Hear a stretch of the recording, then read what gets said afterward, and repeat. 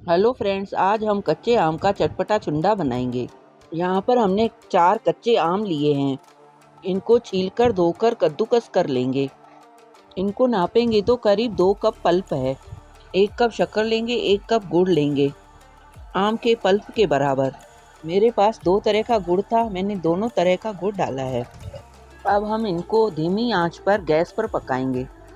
आधा चम्मच नमक डालेंगे, 1/4 चम्मच हल्दी पाउडर डालेंगे। अब धीरे धीरे गुड़ और शक्कर मेल्ट होने लगेंगे। अब चाशनी गाढ़ी होने लगी है। अब हम इनको चेक कर लेते हैं। 1 कप में थोड़ी सी चाशनी निकालकर उंगली से चेक कर लेंगे। एक तार की कर लेने तक पकाएंगे।